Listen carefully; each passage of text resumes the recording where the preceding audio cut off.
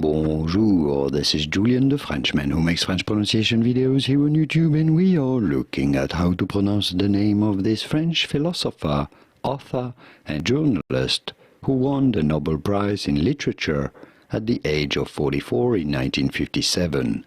How do you go about pronouncing his name? In French, in France, we say it as Albert Camus.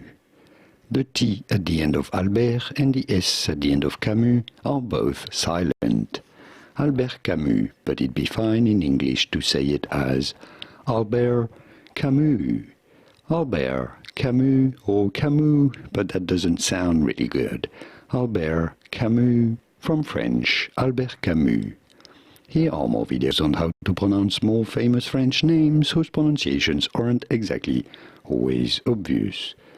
I'll see you there to learn more. Merci. Au revoir.